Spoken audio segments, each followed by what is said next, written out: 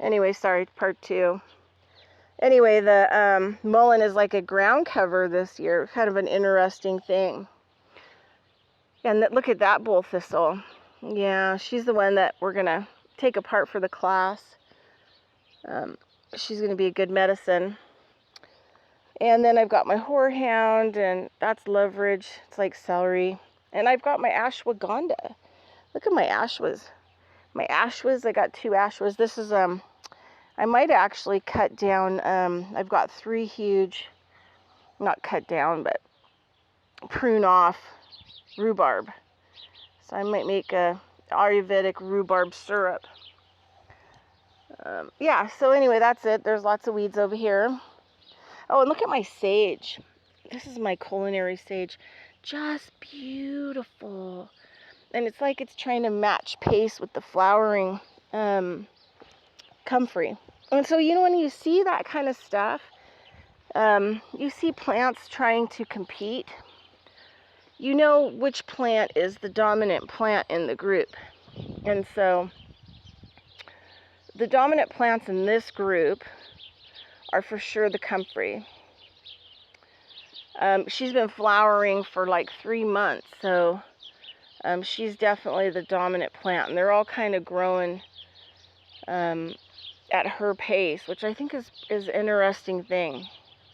I have another area where I have another interesting thing. So here's my sunflower mix. I got calendula, a little mix over there. Remember, I started all those in pots. And then look at my nasturtiums are rocking it. And then my pole beans. And I have a few squash in here too. So anyway, you got to do islands and then you water them. Here's my beautiful little bird and bug watering station. They love it with that rock in there. And I don't have problems with wasps. When I first moved in, I had super problems with wasps. But as soon as I put a watering container out there, oh, and here's my hibiscus. I got these from somewhere else. One's a white one and one's a purple one. So it's going to be really fun in my herbal classes making sun teas and stuff. I love that. And put flowers in it and herbs. Okay, now we have to go through the tundra. It's like insanity. And the problem with these weeds, you cannot mow them because they'll start growing back from the root. But anyway, this is going to be, it's behind, so I have all these. I've got another one there. So that's another reason I need to get in here to open them up for the sunlight. These barren ones I had to replant because they didn't grow. So the seeds probably weren't that great. So sorry I'm rocking you everywhere. In case you're gonna vomit. Let me off the ride. Okay, this is a bed that I just did this year. Super excited about it. And just old bricks that I gleaned off by permission. And I've got some weeding I have to do in here. But I've got my lemon verbena. I got some lady's mantle, valerian, and I got a whole bunch of other stuff that's in here. And then I just wanted to show you how gorgeous those flowers are. Lemon verbena is amazing. It's going to be another herb that I'm going to put into. I'm going to have a little munch. So yeah, I'm going to be putting that in some of my sun teas. Oh, and valerian. Yeah, that'll help ground the class. We'll put a little valerian in there. So here's the pumpkin, but like I said, you know, up until recently it's been pretty cold. Butternut squash is doing great. I've got 3 mounds. They never fail me. But you can see they're a little yellow because they're shaded too much. And anyway, it's only so much you can get done. This is another island with sunflowers and also some mixed flowers, calendula. And then I've got bush beans. My nasturtiums are doing great. This needs to be weeded. You know, my mallow is taken over. I just got this part weeded. Oh, and dill. I'm planting dill everywhere because ladybugs love dill. And wherever you have dill, you have ladybugs and you have no aphids. that's kind of like what I'm working on. This is a purple bee balm. It's called a,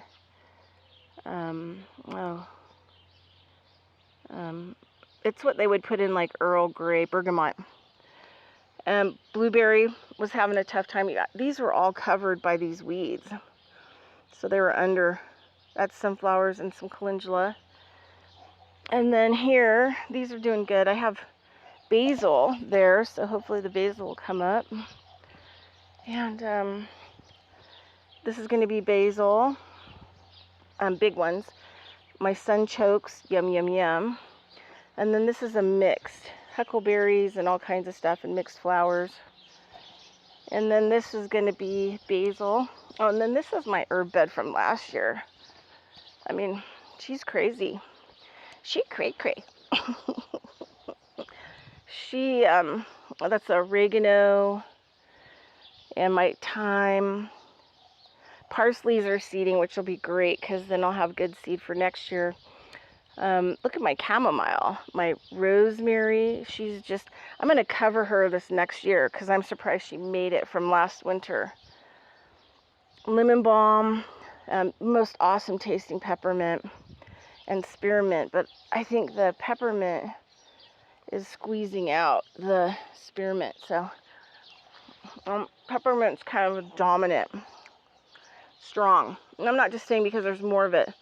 I mean, that could be a principle too, but because it's just kind of powerful.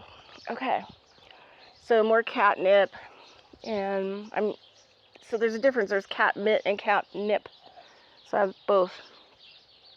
Some of my corn's coming up. Look at those little melons. Those are heirloom melons. Cannot wait to see what they're doing. All right, more melons. Another, you know, hopefully it'll have huckleberries in it and stuff someday. I just got this whole section like weeded for the 3rd time, so that's why it looks pretty good. I won't have to come back in here for at least a couple months, other than watering. More bee balm bergamot. Yep. Flowers and everything. So I've got to start here. And this is a sage. Yeah, I think it's a French, I mean not a sage, but a French lavender. That is my skull cap. Yay. Can't wait to dry that baby and roll it, smoke it. And then another huckleberry and flowers and stuff like that. I do these wells because I don't want to water everything. I want to be specific to get everything started. Eventually things will start to mix. You know, seeds will, however many seeds I allow, will spread out. And then eventually, hopefully by pulling the weeds and integrating better, more positive stuff for the ground, natural, I guess, then that will take over. So it'll be like a giant flower, food forest, herb forest. This is alfalfa, in case people have never seen it. Pretty cool, huh? I love that. And this, so you can see I haven't weeded these poor melons, but I got another ashwagandha. Ashwi. Okay.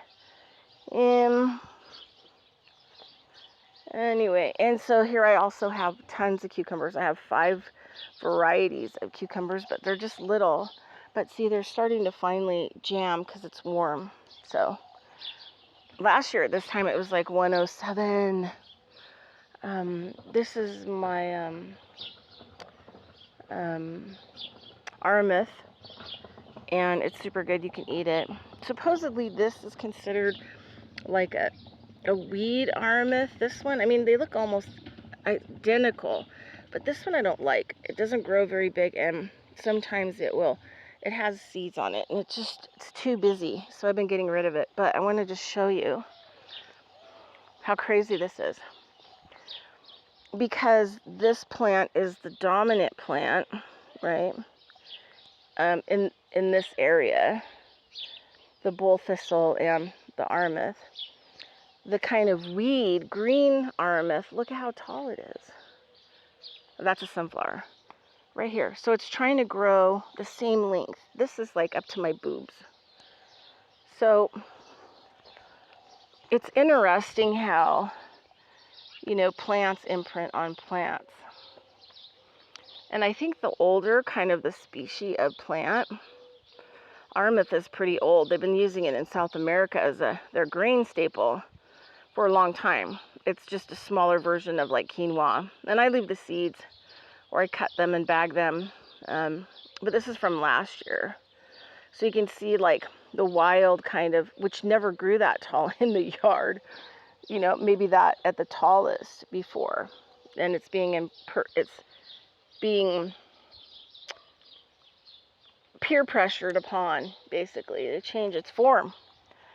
So that's an interesting thing. Oh, sorry, almost fell down. So anyway, I've got to do a lot of weeding in here. I've got corn from last year coming up. So I got my prickly lettuce. Prickly lettuce is jamming. But I have to watch the seeds, and I don't have time to get to this one yet and to trim them up. I like to get them before it goes to flower. I chop the whole thing up, root and everything, and put it in alcohol. I am going to be harvesting my big California poppy here today and getting my tincture made from that.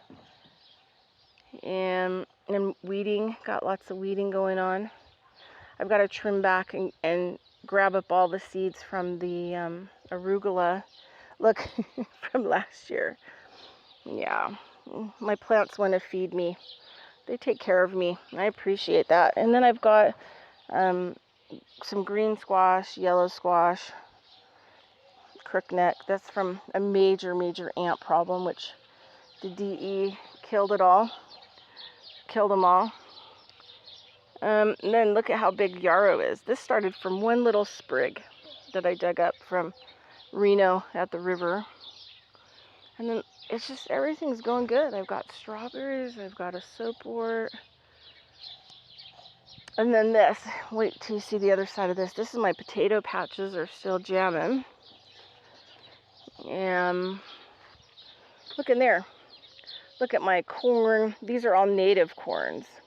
All different kinds. I planted different ones all over the yard. So this, along this fence line is one species. Back there was a different species. Over there is another species. But anyway, look at that. These are all wildflowers that I put in there. Corn, sunflowers. My grape is lagging behind, but I feel like the corn probably has dominated it, the energy of it, because it's a native corn. But I put up a little fence for it. Anyway, always something to learn. I pull out all that lamb's quarter, because I've got tons of lamb's quarter. I could probably just eat off that the whole summer. Here's my other potato, needs to be. So I'm on the third weeding. So this will be the third weeding coming through this area today, which will get rid of quite a bit. This is another area. My boysenberry is struggling a little bit. And I think it's because it's feeling a little dominated by the corn, and this is a Hopi sunflower, so they're both very old. And so they have better, hard drives of information and data that are still pretty clear. So all these plants are trying to be like them, right? And then I planted a honeysuckle, which I was so excited about. And then blueberry, another little grape. He's just having a hell of a time. But I think it's doing better. And my blueberry's doing super good for as little as it was. Asparagus is still hanging in there. Beans. And then, I did plant some nettle in these troughs here. And I just water them. I would like to have like a whole nettle area here. I mean, nettle is good for ground, and it's a good food. You can juice it and eat it and dry it for tea. So, I mean, it's like one of the top nutritional things. And so I've got to weed a lot of this stuff out. I've got some soapwort that I transplanted there. Eventually it'll be a giant patch. And then this was it's a very interesting area, because I was trying to figure out, you know, what maybe had the precedence here, you know, which plant. So last year my yarrow were like half that size at the tallest. And that's from one sprig, and it's a little bit shadier here, so it takes yarrow probably longer to kind of expand itself out. I do have strawberries in here. And then look at how everything grew tall and skinny. I mean, really tall, like taller than average, except for the bull thistle. So the bull thistle has been like repressed, right? So is it the chicory? I got chicory over there. You see how tall they are? The mullein. I mean, for back here in the shade. And then I decided it was this bush. And I don't know what this bush is, but it is on the river. It is like or out on the trail. It's my favorite plant because the smell is like out of this world. Like my favorite smell of a flower. So I think it's that. I've decided that she's older, you know, she has older information. She has also wild information, more kind of survival, you know, drought or too much water, flooding. And even the catnip in the back, it's already flowering, okay? It's been in the shade. So the other ones out there in the direct heat should have been shading first. I mean, it should have been flowering first. But this one, look at it. So it's kind of an interesting thing, you know, how plants change each other's hormones, structures.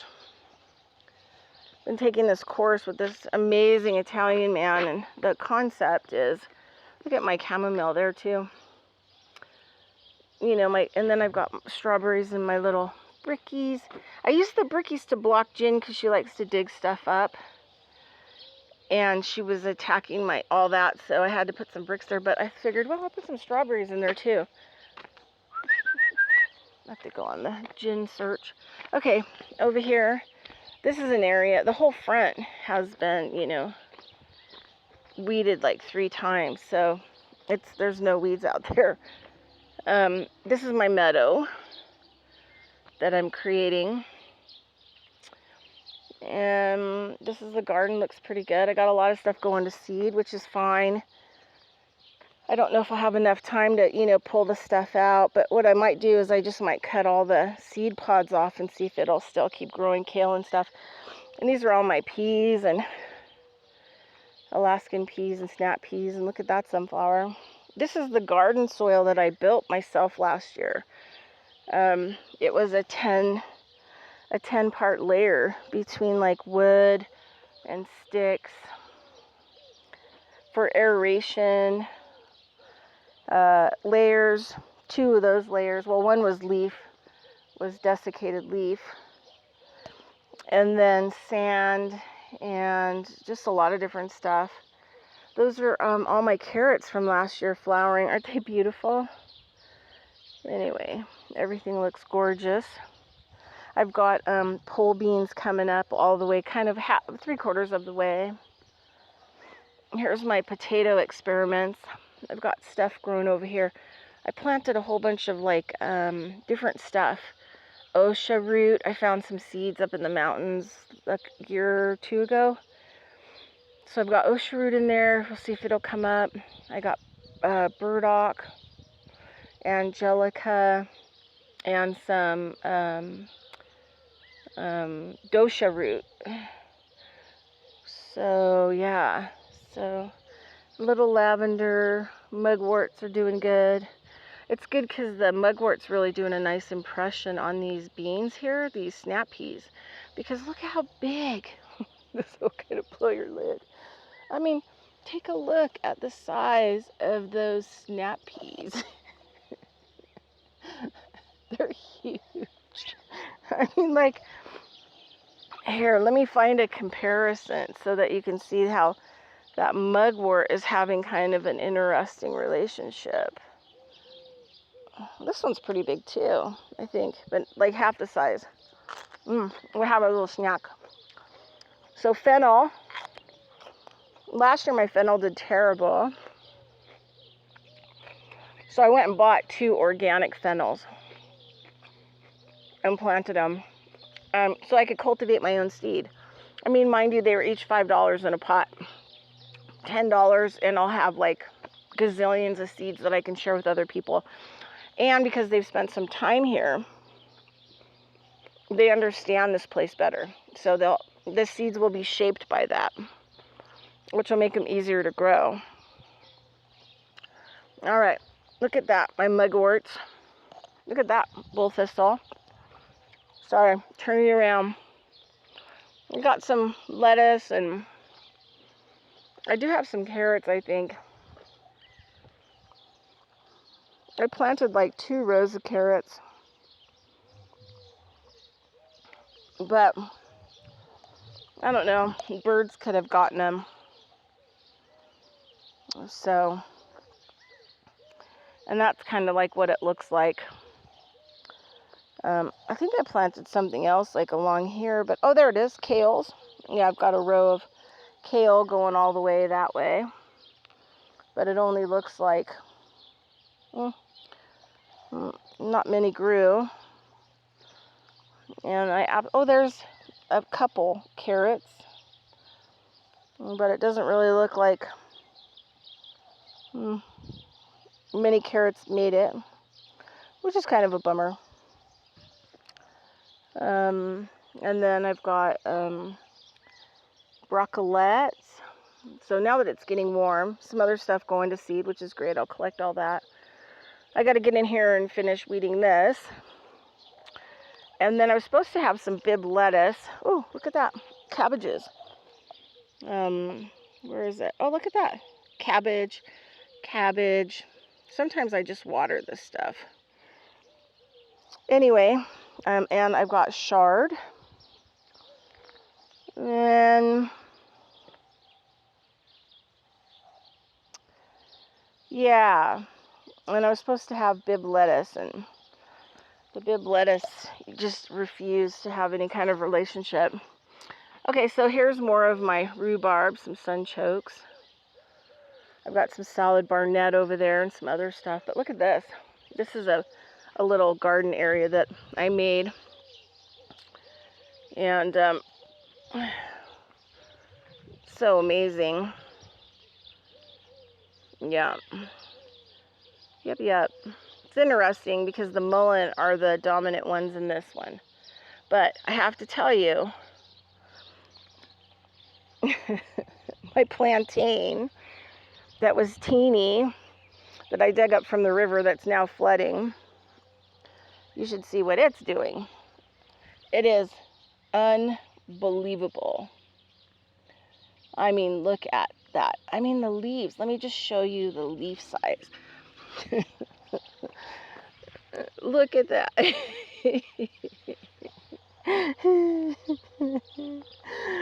Oh my God. Sometimes I blow myself away with like what I've learned and what I know about plants, and I'm just, blown away that I can get them to perform, in the most elevated way. So anyway, here's the other plantain. It's about half the size, but it was so unbelievably gorgeous. I'm going to make a lot of skin salve this winter because, plantain would be so good in a salve. Mucilangelus. So anyway, yep. And then here's my yarrow from last year, 1 sprig. I got some small pumpkins growing in there. I've got strawberries kind of everywhere. Strawberries and yarrow are kind of like everyone's friend. And then I've got a whole thing of strawberries there and a whole thing through there. And I kind of like this, sorry about that. I like being able to put up structures that I can take down, and then I can relocate plants if I want. Like if I wanted to expand out from here, then I would take out all the strawberries and go plant them other places and then move all the brick. and then I can reuse the brick at some point in time. And then I could expand out, you know, this garden bed. These are some heirloom tomatoes that are finally starting to do good. I'm doing 2 sections, the big one back there. I just need to experiment to see, you know, what's going to do best. And the other thing too is, like, say my other tomatoes, like these get hit by, you know, the moth that creates the caterpillar that eats them to death, then there's likelihood those won't get hit. You know, so it's good to kind of spread stuff around. These are hops, and they're finally really starting to take off, which is amazing. And then nugget hops, and you can use, you know, the nuggets and stuff for, you know, making a beer, drying them. You could use them in tea, smoke them. I like to smoke a lot of different stuff. Look at my purslane, jamming. And I've got my nasturtiums in there, which I'm glad they're growing this year. Last year I could not get nasturtiums to grow. And then I've got a French tarragon in here too. A couple of them. So everything is cold. They got flooded. Now it's all of a sudden hot. And my horehound, I got to pull that big weed out of there. And you can tell here, like, the horehound has, like, dominated the strawberry, has purslane likes it, and has dominated the rosemary.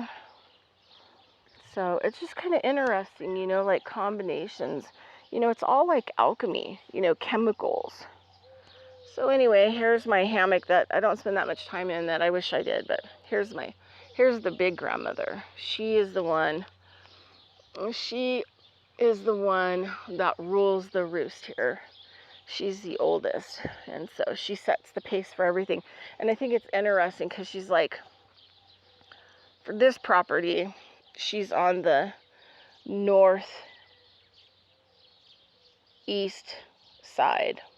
She's holding that space. So mine is not, because of that, mine's not like a clear cut 4 directions, you know, on the medicine wheel. She's kind of, and you could tell by sometimes of the energy here, because it's not kind of symmetrical, and you can tell, like, there's a lot of energy here that you just can't, you'll probably get one step away from finishing a project, and then you just can't get back to it. And then, like, a year later, you finally tie up that one thing, and then it's done. But yeah, look at this bull thistle. Yeah, she decided to live here early, so I let her. But look at that. Pineapples. They look like pineapples. That's how you know bull thistle. It's done remarkable things for an RA patient I have. I mean, remarkable things, along with all the other stuff that we're doing. But yeah, so anyway, I'm gonna harvest. This is gonna be one that's gonna be harvested, and I just got to watch those seeds from dropping. And then last, probably the most mind-blowing plant is this one. It has flowers like a chicory, or sort of. Bees like it. But I want to just take a look at it because it's so crazy. But this is a wild heirloom lettuce. Yeah, I planted it last year. It made it in the thing here over the winter, barely, from all the snow and everything. It was mangled, but it came back and then it flowered. I mean, this is kind of like closer to like what lettuce would have been in the wild, but it probably even would have been more chewy than this. And this stuff is like pretty amazing. I mean, you have to have some choppers, you know. It's hardy. You can hear it, you know, when you fold it, and you can see how kind of a little bit tougher it is, right? It's very heirloom, but it's the craziest thing I've seen. I mean, it's just like so amazing to me. I mean, things like are just, I'm just blown away by so many kind of different things. So anyway, let's see if we can find Jen. Oh, my forearms are itching from the mosquito bites. Oh, there she is. All right, we're signing off, everybody. Thanks for everything. Look up my herb class. See if you're in my area. coe-llc.com. Starts Saturday, and I only have like 4 more spots left, but if you're in Reno, Fallon, Fernley, Yerington, Topaz, Mammoth, Bishop, yeah, all around those kinds of areas, you'd probably be able to get to my class. So, yeah. All right. Over and out. Bye.